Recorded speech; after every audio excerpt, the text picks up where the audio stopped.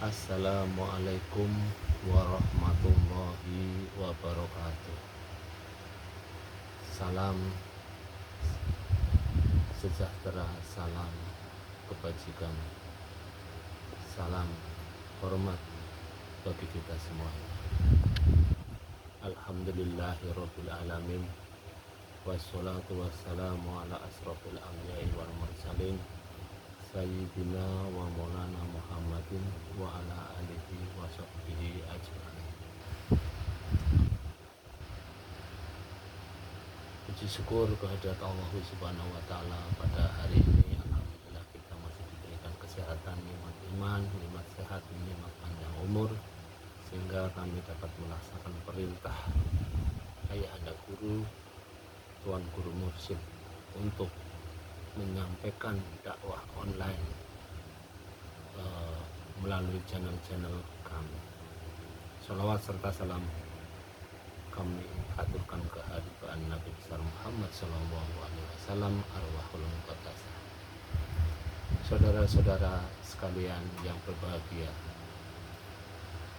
dalam kali ini ketemu lagi dengan saya, Mbah Penyet Ma'rifat.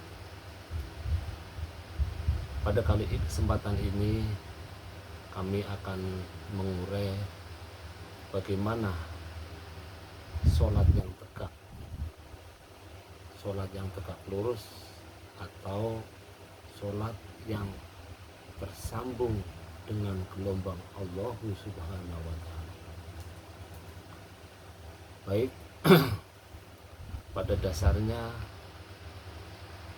orang mengerjakan sesuatu atau beribadah tentunya harus mengenal siapa yang disembah. Nah, kami adalah pelaku tarekat Naqsabandiyah Khalidiyah yang bermakrifatullah, artinya segala sesuatunya mencari atau mengenal Allah terlebih dahulu, baru kita beribadah. Karena kami ini atau saya ini, manusia itu berada di dua dimensi. Yang pertama dimensi jasad atau tubuh atau fisik, yang kedua adalah rohani atau ruh. Nah, bagaimana cara sholat yang tegak itu supaya bisa menyambungkan gelombang, bahwasanya kalau manusia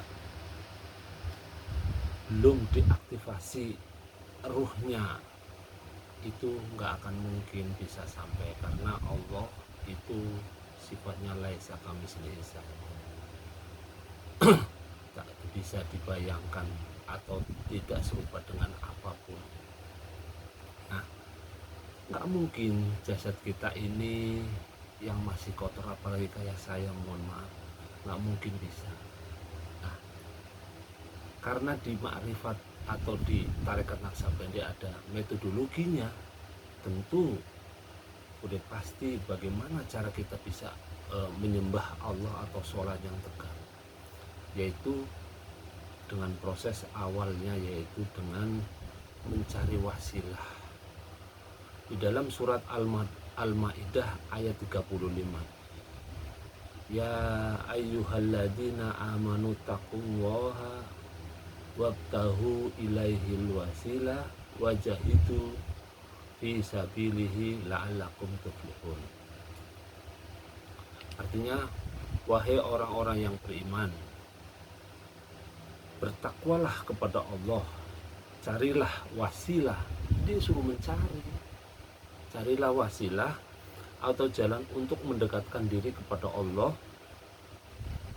supaya dan berjihadlah atau berjuang di jalan Allah agar kamu bahagia atau beruntung, gitu.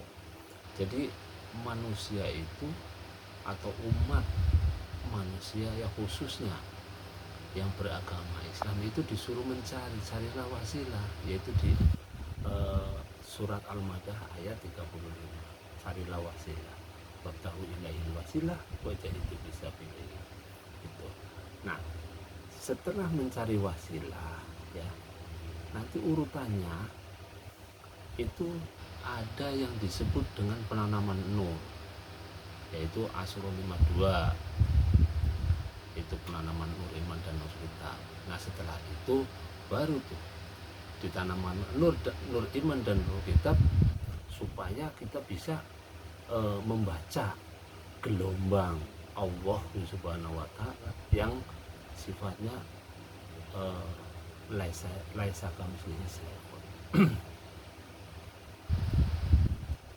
Terus setelah kita diaktifasi bahwa kita di dalam beribadah nggak mungkin ragu lagi, karena kita sudah ketemu atau sudah barang tentu tahu bahwa Allah itu ada. Tapi kan Allah itu bukan istilahnya di angan-angan, bukan. Allah itu di arsana, makanya harus ditembus dengan gelombang. Di awal kita bersolat sholat saja itu ada inni wajah tu wajhiya, ku hadapkan wajahku dengan wajah dia. Artinya betul-betul bahwa sholat itu harus mengerti dan paham betul tentang apa yang kita sembah. Kalau kita sebelum belajar tentang tarekat dulu, kita sholatnya kadang-kadang dikusuk-kusukan supaya khusyuk bagaimana caranya. Tapi alhamdulillah di dalam tarekat Naksabandia ini setelah kita melalui baiat atau mautu qabla anta maut, itu tidak namanya iman dan kitab atau mati sebelum mati. Nah, itu kita jadi bisa tersambung dengan Allah Subhanahu wa Ta'ala.